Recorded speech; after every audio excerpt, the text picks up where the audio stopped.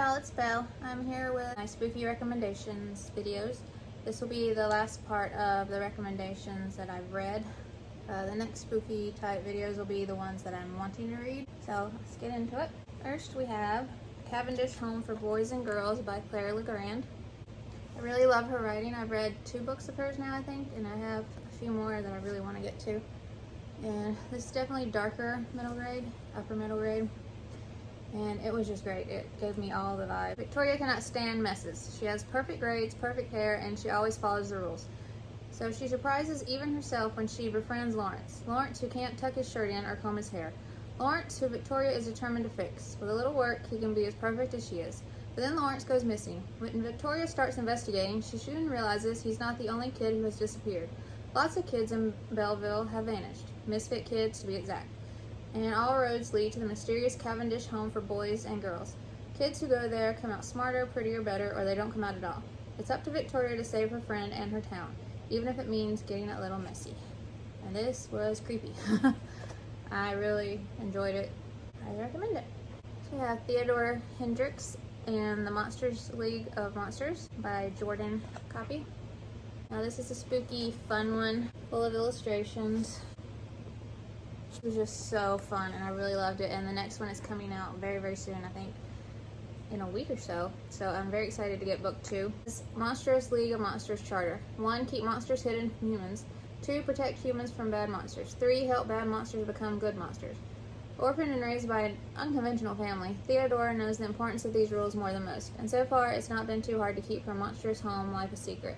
Until now. Someone is about to reveal everything, and it's up to Theodora to save her family fast. It's such a fun read, and spooky, all the Halloween-like vibes, just with the monster house, with all the different creatures inside, and she makes this new friend who is so shocked when he finds out who she really is and her family, but it's just a cute friendship that grows between them, and the mystery behind it. It's just perfect.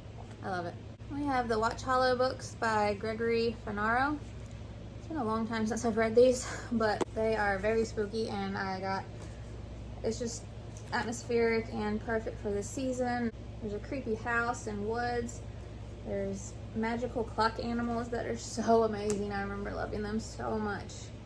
A vicious monster that wants the house for itself, but also seeks to destroy everything this family holds dear. So these were just amazing, and it's like perfect atmosphere for the season. I have Whispering Pines by Heidi and Kati Bartkowski. I haven't read this one yet. It just came out, the second book, but I'll be reading it very soon because I love their books. This first book, it is so creepy, and I just flew through this and I was so creeped out, and it's such an intriguing idea, and you don't know what's going on, and the characters and the friendship that builds between these two. Ray's father vanished without a trace, and Ray knows what happened to him, but no one believes her when she says that her father didn't run off, that he was actually taken. Now, a year of therapy later, Ray's mother decides they need a fresh start, so they move to a new town in the hope that life can return to normal. The problem is, there is nothing normal about the town of Whispering Pines. No one knows this better than Caden. He's lived in Whispering Pines his entire life, and he's seen more than his fair share of weird, starting with his own family, as the town is the perfect home base for his mother's ghost hunting business. When several kids go missing and then show up like zombies with their eyes removed, many locals brush it off. But Caden has a dark secret, one that may explain why someone is stealing eyes. And Ray, who knows how it feels not to be believed, may just be the person Caden needs to help him put things right. Yeah, so the mystery of her missing dad, his family, his brother, and then the kids going missing, and this company in town that it's just, and the missing eye, it's just so creepy. This is creepy, and I loved it, and the writing is so great. It's like all their other books together, and I cannot wait to get to the second book.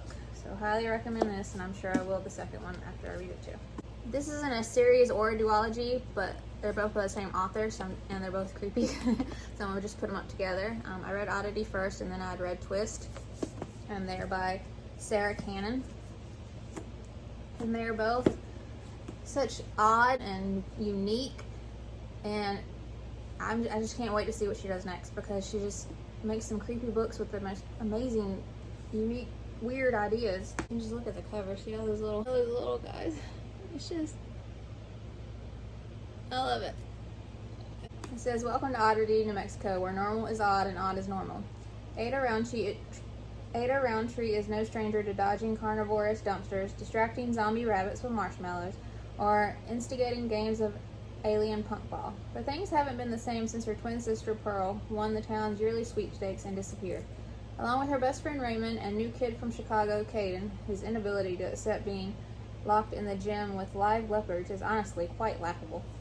Ada leads a self-given quest to discover Oddity's secrets while evading the invisible blur monster terrorizing the outskirts of town. When one of their missions goes sideways, revealing something hinky with the sweepstakes, Ada can't let it go. Because if the sweepstakes is bad, then what happened to Pearl? The whole town, the monsters that are just part of normal life, like in this town, like he didn't want to be locked with leopards. Like, what's wrong with him? Like, it's just, the humor is so amazing too. And the sweepstakes and everything we've learned about that and the people behind everything and the mystery and her sister. And then the friendship between these three is amazing. And all the zombie rabbits, and then it's so good. I love this. And then Twist, I mean, you can already see that's something weird. Those little guys. Oklahoma, 1983. Eli has a dream. He's going to be the next Stephen King, and he's just created his best monster yet. Naya has a secret. Her notebook is filled with drawings of a fantasy world called Forest Creeks, and it's become inhabited by wonderful imaginary creatures. But her new friends are in danger. Court has a gift, both for finding trouble and for stopping it. And when she accidentally ends up with one of Naya's drawings, she quickly realizes that the monsters raiding Forest Creeks are coming from Eli's stories. When these three creative kids come together, they accidentally create a doorway from Forest Creeks into the real world. And now every monster that Eli ever imagined has been unleashed upon their town. Like, isn't that just so creative? Like, all of them have something special that they bring to the table and can help put these monsters back where they go, but it also brought them out. His stories, her drawings, and then the problem solving. They're just, and the friendship that they develop. These three are just so amazing together. They're such a team, and I loved it. And their adventures and the humor. Another great author with humor, with her mystery and creepiness. So, I just loved it. And creatures, the good ones that come out of the girls that draws. So the monsters in his stories that he writes are coming after the town with the creatures that she's drawn. And these creatures here are some of the ones she's drawn that have come out of the story, and they're just the best. I really recommend both of these. They're just so good. Next we have the Fright Watch series, and this one just came out. And I won this in a giveaway. I always prioritize my giveaway wins and my books for a read review and make them priority. I don't just like have them for a year and then decide to read them. I have to make sure I put them in there. If I accept them for review and I enter a giveaway, then I plan to read them, or I don't have any business doing so. So I make them priority. And this is by Lorien Lawrence. This is the first cover. This is the second cover. And Stephen King blurbed the front of this one, and it's like the other books I was talking about that R.L. Stine blurbed. You know, you made it. Stephen King, you've made it. He said, "The chills come guaranteed." And he's right. Something strange is happening on Goody Lane. 13-year-old Quinn Parker knows that there's something off about her neighbors. She calls them the Oldies because they've lived on Goody Lane for as long as anyone can remember, but they never seem to age.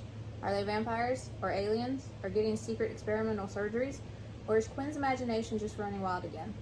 If her dad were still around, he'd believe her. When he was alive, they'd come up with all sorts of theories about the Oldies. Now Quinn's determined to keep the investigation going with the help of her neighbor Mike. They'll have to search for clues and follow the mystery wherever it leads, even if it's to the eerie pond at the end of the street that's said to have its own sinister secrets. But the Oldies are on to them. And the closer Quinn and Mike get to uncovering the answers, the more they realize just how terrifying the truth may be. Even the snippet on the back. They're coming for you.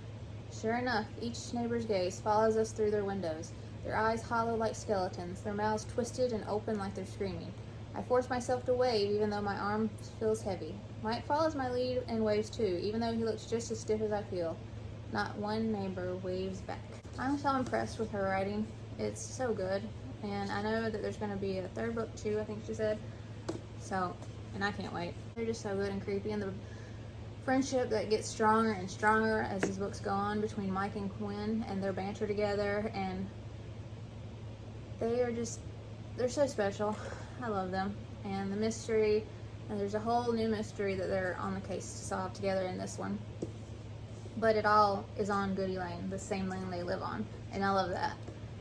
And I don't know why I like Goody Lane so much. It just sounds so, I just love everything about it. Her dog, Billy, I think is his name. Oh, he has my heart. And Grandma Jane has my heart too. What an awesome grandma.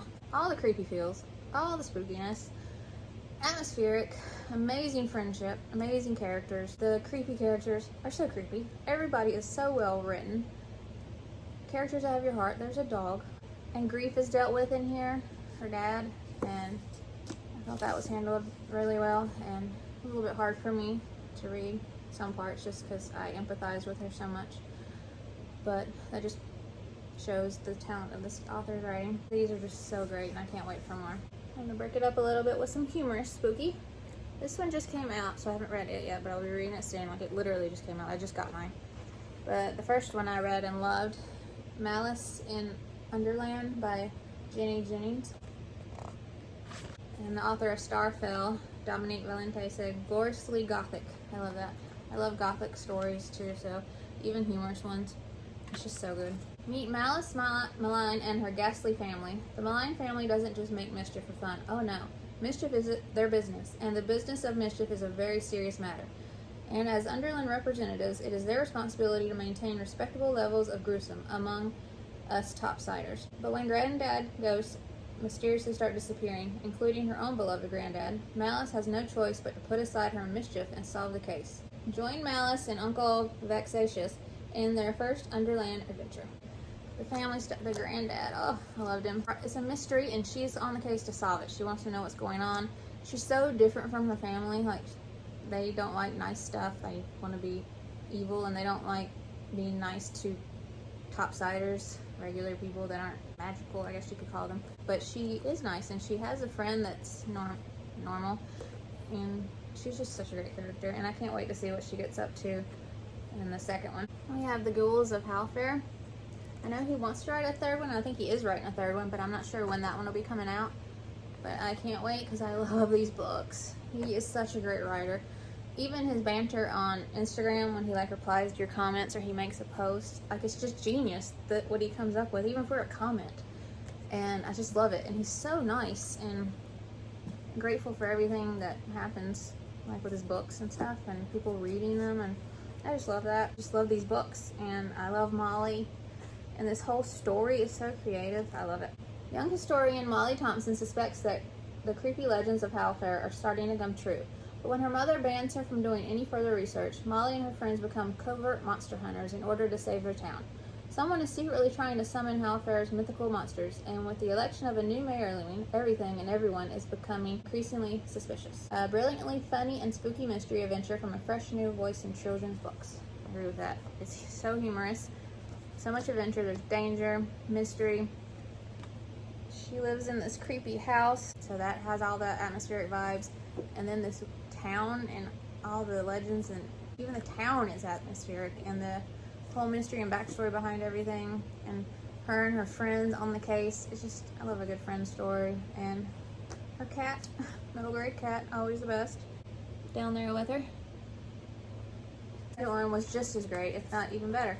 I love these. So good. And I can't remember if I said, but it's by Nick Tomlinson. Now I have A Box of Bones by Marina Cullen. Look at that cover. In the back, legends are stories and stories are lies.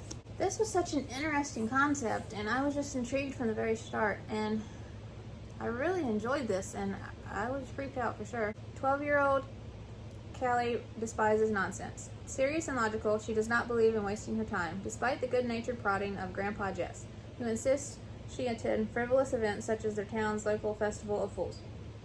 It's at this festival, however, that Callie meets a faceless man who gives her a strange wooden puzzle box. Intrigued, Callie sets to work on unlocking its secrets. With skill, determination, and the right combination of twists and turns, Callie opens the box and lets something out. At the same time, Leah, a young bone carver, journeys with her master to sell wares to a wicked empress, The sights, sounds, and spells of Leah's world begin to leak into Callie's, and if Callie can't decipher the meaning of this wrong connection, the end might be far from happy. Yeah, it's alternating between this world or time long ago and one girl, and then the current timeline and Callie. And she's dealing with stuff with her about her mom and her dad. It's just, and Grandpa Jess is, oh, he's so amazing. I loved him. And just the backstory of the bone carver girl, and as that slowly unfolds through her chapters along the book till it gets to the end and what happens there, it was so fascinating. And I love this, and I can't wait to read more from this author. Unique concept in writing, and I just love this. So we have the Lost Children books by Carolyn Cohagen. The second one came out not too long ago. And I think she independently published this one. This one was additionally published, but I think she did this one on her own, so I don't know if there will be more, but I would love that. Talking about interesting idea and just genius. Josephine Russing owns 387 pairs of gloves. She's given a new pair every week by her father, a sullen man known best for his insistence that the citizens in town wear gloves at all times. A world away, the children of Gom have been taken. No one knows where they might be except the mysterious and terrifying leader of the land, the Master. He rules with an iron fist, using two grotesque creatures to enforce his terrible reign. When a peculiar boy named Fargus shows up on Josephine's property and then disappears soon afterward, she follows him without a second thought and finds herself magically transported to Gom. After Fargus introduces her to his tough-as-nails friend Ida, the three of them set off on an adventure that will test everything Josephine has ever thought about the rules of the universe, leading to a revelation about the truth of the land of Gom and of Josephine's own life back home. This was incredible. This world and how the story wraps around, and at the end, the twist, that just blew my mind. Like, wow. And everything, and like her dad, like that story in the beginning, it was so weird. And the gloves. So I'm already hooked from the beginning, trying to figure out what's going on. And then she goes to this world, meets the boy, and they're in kind of this orphanage type place with these mean women and like the master of the land and these two horrible monsters that patrol, and everything that comes out, and their adventure to get in, and what she learns about herself and her, like, it's just all so good. I so loved it. And the second book is Ida's story, the one I mentioned in the synopsis, the friend she makes that the boy introduces her to in Gom. And this is her trying I can't spoil it, but it's her story of what happens after this book ends.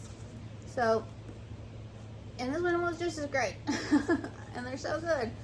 They're dark, upper middle grade for sure, and I absolutely love them. I really, really want more middle grade like this from her and this author. I really hope there's more to this series. This one ended like it could be done, I guess, but I would love more. It's just such a fascinating world, and I just want more. So we have Michelle Harrison's The Other Alice. You don't really hear many people talk about this. It's always Bench of Magic. Like I mentioned when I talked about the 13 Treasures, I think it's called, series. I absolutely love this book. It is such a unique and book within a book type story. And there's a cat. There's a cat. What happens when a tale with real magic that was supposed to be finished never was? This is a story about one of those stories. Midge loves riddles, his cat, Twitch, and most of all stories, especially because he's grown up being read to by his sister Alice, a brilliant writer. When Alice goes missing and a talking cat turns up in her bedroom, Midge searches Alice's stories for a clue. He soon discovers that her secret book, the Museum of Unfinished Stories, is much more than just a story. In fact, he finds two of its characters wandering around town. But every tale has its villains, and with them leaping off the page, Midge, Gypsy, and Piper must all use their cunning to work out how the story ends and find Alice. If they fail, a more sinister finale threatens them all. A rich and twisting tale of magic, riddles, and the power of imagination from a classic author. Yeah, unfinished stories, and her stories are coming to life and terrorize. Like, the one villain in here, the character, she is terrifying. Like, schizophrenia, it's insane level. Like, you do not want that character coming out of your story type of thing. I just love it. It's so good. And I loved how when it came full circle and some things came out about other characters that came out of the story, I remembered reading about them in one of her short stories she did for, I think it was Winter Magic, where a bunch of authors, it was a bunch of short stories from a bunch of authors. And I love that. Like, it all came together, and the cat, the talking cat, everything we learned, everything was so creative, and I just love this. It is so good. More people need to talk about this one. Definitely upper middle grade and dark. But what an idea, and what a terrifying idea. If the bad characters could come out of a story, that'd be awful. But in a book, talking about it, it's great. So highly recommend. Next we have Of Salt and Shore, which I just read recently. Look at that cover.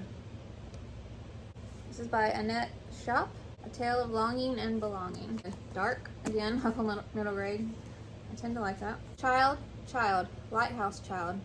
Are you as strong as the sea so wild? As the lighthouse keeper's daughter, Lampy must light a lantern every evening to warn ships away from the rocks. It is a lot of responsibility that her invalid father has given her. One stormy night, something goes wrong. Her father is furious, and the town insists someone must pay. Lampy is sent to work as a servant at the Admiral's Black House, where rumors of a monster lurk. What she finds up in the tower is unexpected and not altogether tame, but it's someone who needs her as much as she needs him. When Lampy's new friend is put into mortal danger because of his differences, Lampy musters the courage to fight for her friend's life.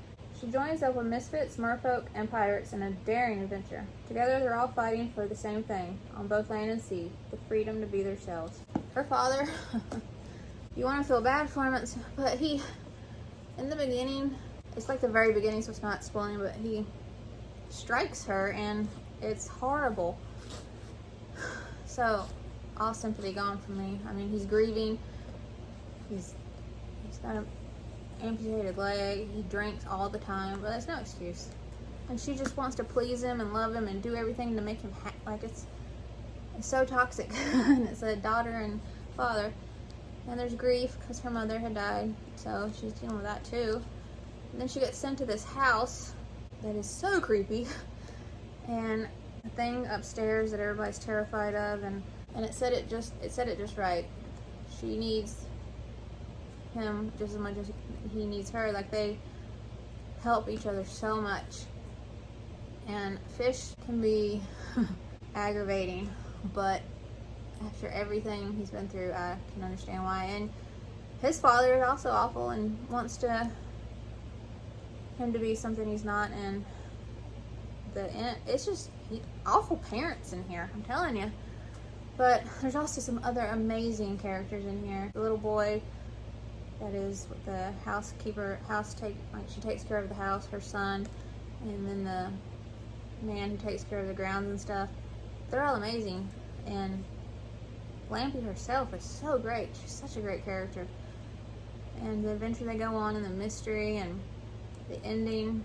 I don't know if there will be more, but there were some unanswered things at the end that I still want to know.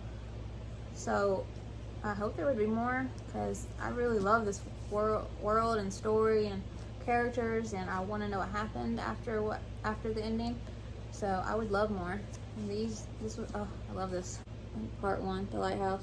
You get a 2-page illustration basically. So love this. Now we have The Monsters of Rookhaven by Tadrig Kinney. I've read all of his books. The second one of this one just came out, and I just ordered mine, so I have to wait for it to get here. But besides that one, I've read all of his books. He is such an amazing writer. His characters are so unique and so special. His worlds and the story are always so unique and special too. Like, it's just crazy how he can do it. He makes you love his characters though. Like, you love them. It's just such a talent. And just as a bonus, like, the story is so great, and the world, and it's so vividly described, and he's just so good. And this was no exception. Maribel has always known she is a monster. When the magical glamour protecting her unusual family from the human world is torn, and an orphaned brother and sister stumble upon Rookhaven, Maribel soon discovers that friendship can be found in the outside world. But the terror between the two worlds has let danger in, and as evil stalks Maribel and her family, it quickly becomes clear that the true monsters aren't necessarily the ones you see. That's another thing about his books. It makes you question, like, monsters don't always look like monsters on the outside. It's just because they look like this on the outside doesn't mean that's what they are on the inside. And I love that. There's always great messages in his books. And Piglet is a great example. Piglet is terrifying and yet beautiful. Like, his outside is terrifying, but his inside is so beautiful. I think I got emotional reading this because what he can do is just such a beautiful thing. And he's such an... I just love Piglet. And the chapters are told between Maribel's point of view and Jen, one of the orphan siblings that stumble upon their home. And then sprinkled throughout, you get the black pages that if they say Piglet, and that's from his mind and what he's thinking. And I can't, it's so hard to explain, but it's so good. There's illustrations sprinkled throughout and smaller one. And end pages. This is so good, and I love it. I can't wait for the second one to get here. Here we go out with a bang. Hide and Seeker by Daka Herman. This book is terrifying. I would never play hide and seek again. This terrified me. It was so scary. Like, this middle grade book was scary, but in the best way, because I loved it and I didn't want to put it down. I flew through this. Justin knows that something is wrong with his best friend. I went up the hill. Z went missing for a year, and when he came back, he was different. Nobody knows what happened to him. The hill was muddy. At Z's welcome home party, Justin and the neighborhood crew play hide and seek, but it goes wrong, very wrong. Stomp my toe.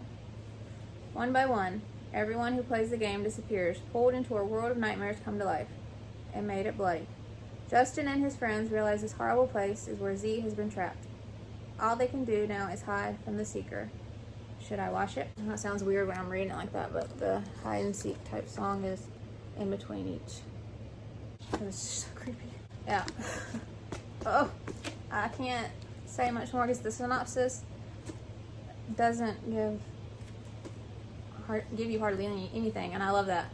So the very beginning was when they go to Z's welcome party and they play the game, and that's all the synopsis tells you. Besides, that Z had been missing before. But what happens after they play the game, all the characters, it's just so good. Her writing is amazing.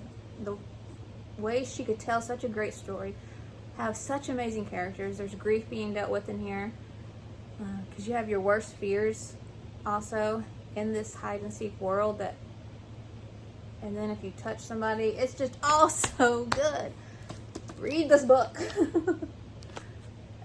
If you like being scared a little bit, but I remembered asking if there was going to be more, or if she was working on something. I can't remember if she said there was going to be another one, or either way she was writing another book, but I can't remember if it was another one for this. But so good. Read this book. So that's all my recommendations for spooky fall Halloween type books to read that I've read and I recommend. So I will see you in my next video. I hope you all enjoyed this and hope you subscribe. I hope you liked my Lorien shirt. They did Halloween episodes right. But the first Halloween episode was the best, of course. So I'll see y'all next time.